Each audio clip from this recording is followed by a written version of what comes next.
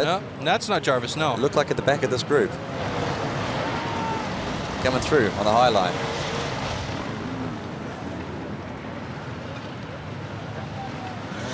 So that... From the Netherlands. That's our Dutch rider, Amal Advocaat. And he is clean through the top as well. Oop, and almost misses the checkpoint. The inflatable, he's got to come back around. That's not going to hurt him too much, but that could be interesting if he had missed that completely and kept going. Bit of chaos going on back there.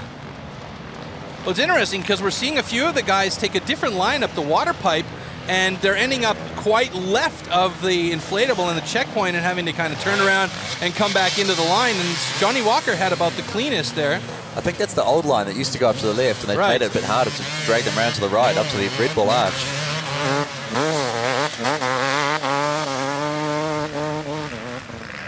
Now, still having a lot of trouble with the numbers here. These guys are completely muddy.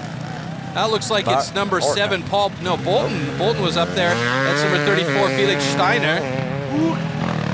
We have to wait for the electronic beeps to get our proper numbers here. That's Gerhard Foster, I'm sure of it. Oh, and he is really struggling there. You hear that engine. And here's where we might see some help coming in and needed. No.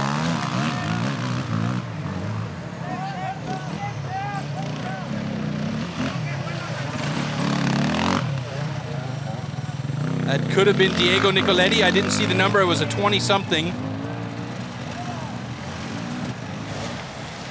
Still no sign of Graham Jarvis either. Just saw Taichi Tanaka come through, so he's getting an okay start. That's number 19, Xavier Galindo. So at the moment, Johnny Walker and Lars Inek are the top 2 guys and the 2 youngsters of this event. You can see you're allowed help in the early parts of the race. After, I think, what is it, section 7? There's none of that, so you're on your own. Yeah, right, and that's exactly right. After the machine, in fact, as of the machine, which is checkpoint 7, there is no more assistance allowed on the course, so the guys have to be self-sufficient. And here comes the slam for the checkers at the top there, as they have to check all of the number plates and the barcodes as they come through at the checkpoint number 2 at the Wasserleitung, or the water pipe. That's about the cleanest rider we've seen yet. Here comes Lars. Is that number 2? I think that's number 12, actually. Number 12, sorry, my bad. René Dietrich from Germany.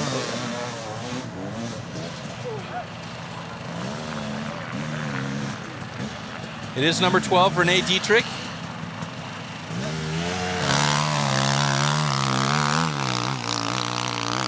And I'm really wondering what's going on with Graham Jarvis, and haven't seen any sign of Seppi Fali either, or Bernhard Walzer.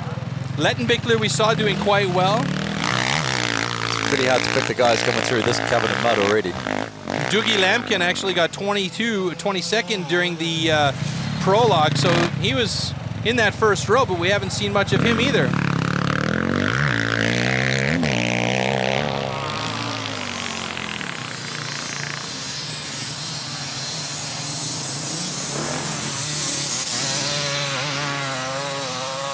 Guys dipping down to the bottom of the hill to get a better run of it. I think that's probably the smart line now that it's got chewed up like this. I think that's Ben Hemingway right there that's just making his way up to the top, and everything's getting loose, like you say. All right, well, we're going to leave these guys to work on the water pipe for a while, as we could see a lot of guys turning around, coming back down, and trying to make that very difficult second checkpoint, excuse me. And we're going to go back down to the start and take a look at a couple of the starts again from the first row as well, and we could see it's a fairly light atmosphere right off the bat, but as you said, it's a pressure cooker, and as soon as it's time to go, you got to really focus. Jarvis just got squeezed in that first corner. He got an okay start, but the line was no good for him being that tight inside.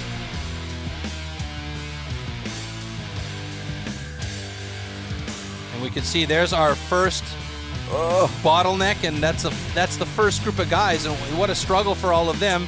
And then check this out, we've got somebody's raincoat caught on the foot peg. here, and he has to struggle as well. I don't know what number that is, but I actually think if I remember correctly, I saw him go before, and that coat got caught in the rotor on the right-hand side there. Hopefully it didn't cause any problems. And there we go with our former NHLer, a New Jersey Devil.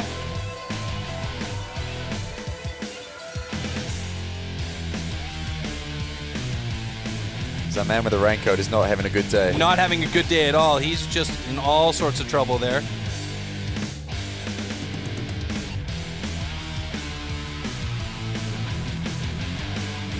And this is exactly what you were talking about earlier. Some of those holes are deeper than you realize, and that mud just will not let you out. How much energy is that guy going to waste getting out of there? Exactly.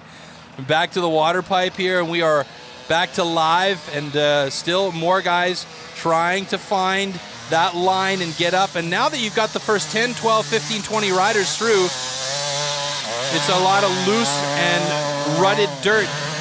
And trying to find that really clean line up to the top is getting more and more difficult, and you've probably experienced this yourself. Oh, the further you get back, the harder this race gets. It's one of the true injustices of the hard enduro. For the guys at the front of the track can often be easier than it is for the guys at the back.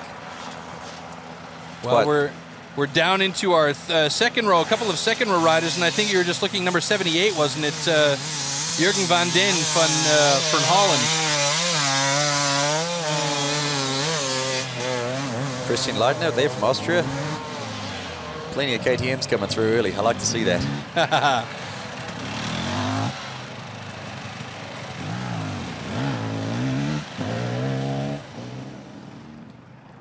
This is back with Johnny, yeah? I think we're looking at Johnny Walker right there, and it should still be Lars Inakel behind him, but Johnny Walker is just taking over this race absolutely from the very beginning, and I think I made the right call in choosing him this year. I hope that he's got the endurance to hold on to this one, because he's looking real good. But you can't deny the kid, you know, he's got that youth and exuberance in a third place last year. And we're looking at it now. There's the ranking so far. Johnny Walker out in front. Lars Inakel still holding on to second. And Andreas Lettenbichler doing it pretty well in third place.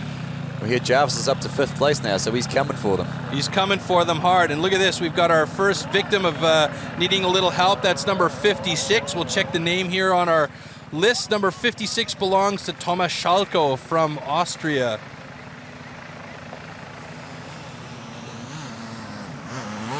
Oh dear.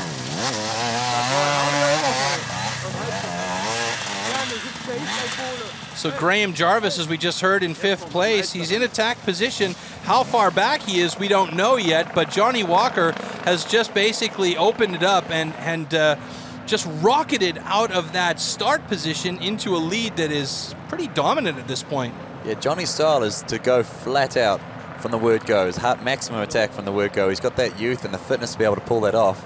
Just hoping he's got the endurance to be able to keep that pace going to the absolute finish. Well, the question is, too, will he be able to control that pace? And you know, that experience is that it comes from guys like Graham Jarvis knows that if you make a mistake going at high speed, you could really mess yourself up.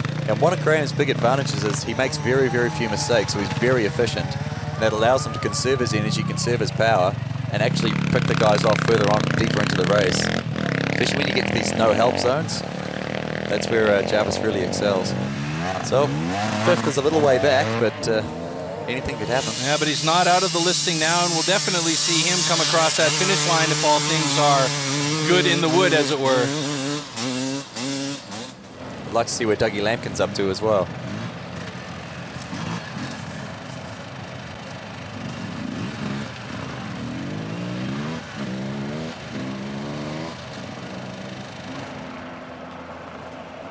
Well, our next checkpoint, which is going to be the Burping Stones, unfortunately, we won't be able to see it because it's in a forested area, but those guys should be coming up to it fairly soon. I think that's Julian DuPont coming up short on there.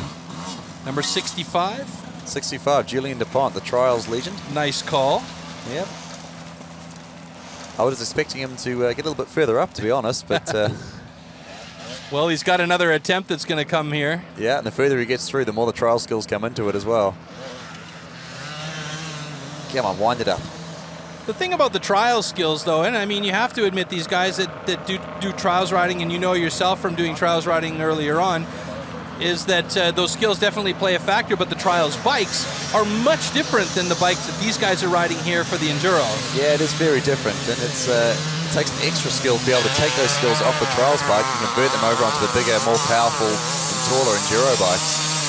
And it's quite incredible, you know, watching like Jarvis, he's dominated Extreme Enduros this year, but he's actually beating guys that had him covered in trials. Like Dougie Lampkin there is no better trials rider in the world. He is, you know, an absolute legend of trials, and Jarvis seems to maybe have the cover of him.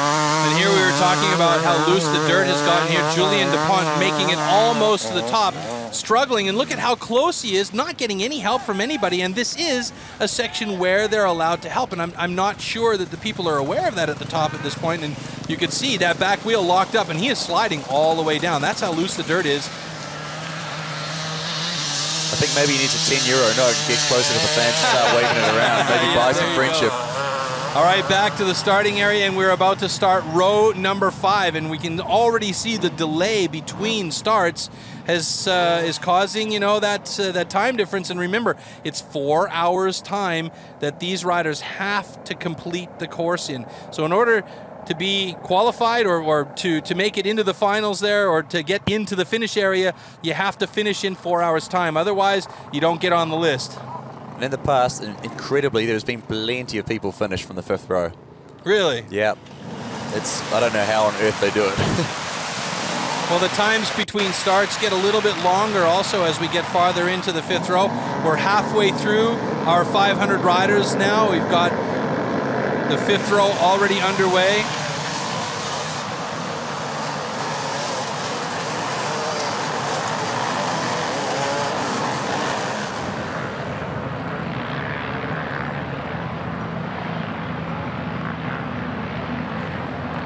Whilst these guys are so far back, it's completely possible to see one of these 5th row riders make it all the way through to the finish. I think Taichi Tanaka did it 2 years ago. Unbelievable. So, I want to be rude, but very, very slow up the prologue, but incredible to get past hundreds of riders.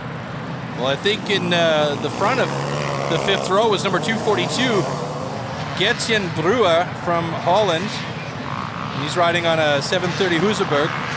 730 Husaberg. Well, that's what my list says here. That's a big bike. Start number 730, excuse me. FE 300.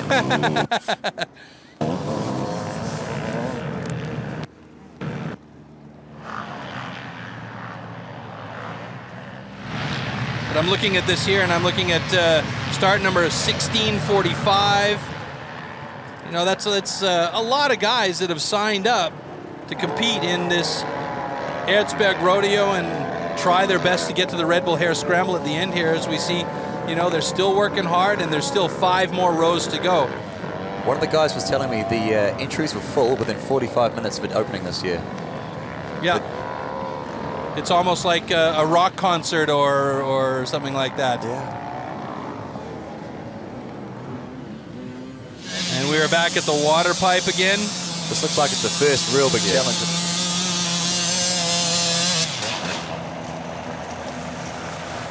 Jeez, it's cutting up, getting deeper and deeper, more and more difficult to get that power down on the ground. Well, that was Maurizio Lenzi from Italy. He had to go back down, and he's going to try again.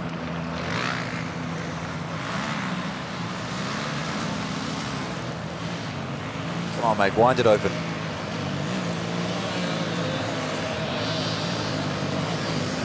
But I think the problem is you get it wide open from the bottom there, and it's so loose at the front tire, it gets you a little bit off and then starts to fishtail the back end. I mean, that's got to be just difficult as anything. And here we go. Maurizio manages to get to the top. Nicely done. Looks pretty happy with that. And he's got to be pleased with that.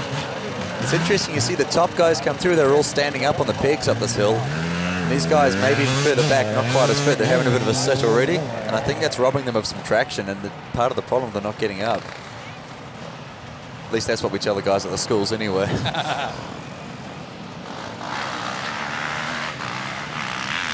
With the big KTM 4-stroke, that's the machine for getting up here.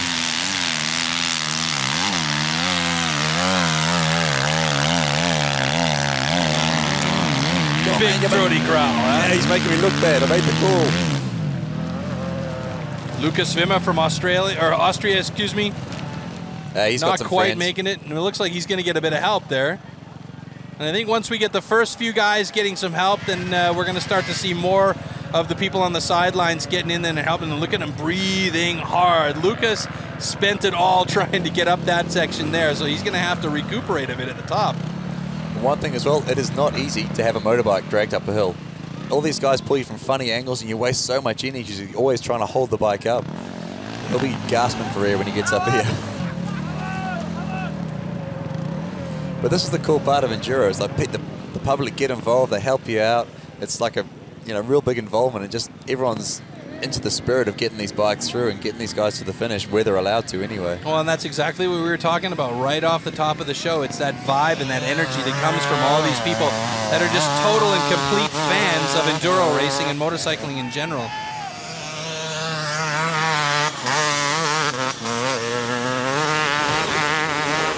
All right, well, we're going to go back to see some of the best of clips, and right here we've got a camera that's called a Phantom camera, and this is an awesome camera because you get these really wicked, super crisp slow-mos as you can see here, and these are some of those shots that we're going to take a look at from the Phantom camera. We can just about enjoy these. We're also going to get a few best ofs from the Hero cameras, the GoPros that are on top of the helmets a little bit later on as well.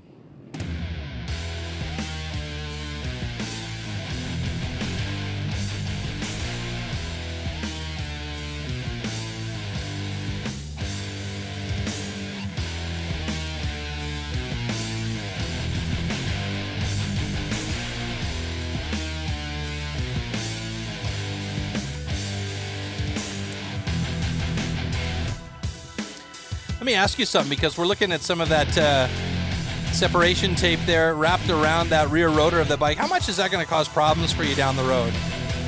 The big problem is if you don't notice it, and it can actually push the pads out, and you go to stab the back brake and there's nothing there. Ooh. Yeah, that can get very exciting. I love the way that you use exciting for super dangerous and deadly. Nice. Who's the rider in the room? All right, we're back live at the water pipe after some pretty nice super slow-mos with the Phantom camera. Hopefully we'll see a few of those a little bit later on from different sections of the course here. And again, this is resetting yourself for the water pipe. Interesting choice here for him to go back and try and take that left-hand turn to get online. I think this is the smarter line now, swallowing your pride, going to the bottom and getting more of a run-up so you can get it wound up and hold your speed longer and further up the hill.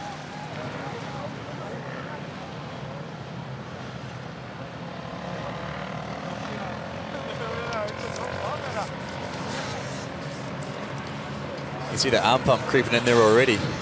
That's like the worst part of Erzberg Enduro. You come from nothing and you go flat out straight away, and your arms just fill up with lactic acid, and you can't even pull the clutch in, you can't open the throttle, and you're just basically riding on hope because you're half out of control. Your arms just will not work. Well, right now, Jakob Abeleben from Austria is definitely going to be feeling that. Second attempt for him up the hill, and he makes it clean.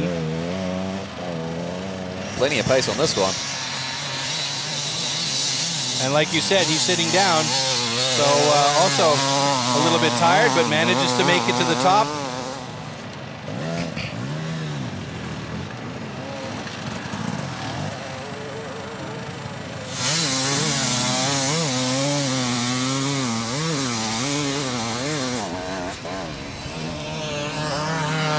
There's number 99 there, I think, or maybe it was 49, oh, excuse me, 49. So that was Johan Leitner.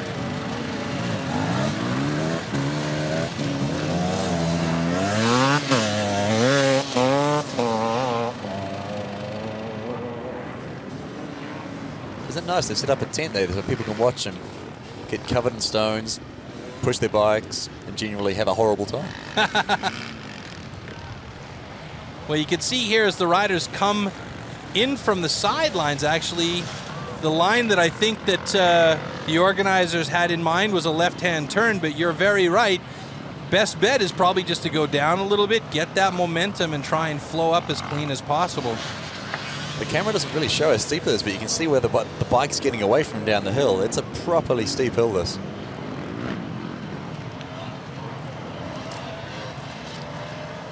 Number 139 there, Ivan Zanoni, another Italian rider. And oh, he almost loses it as he tries to get up some speed. He's up on the pegs though. I like his style.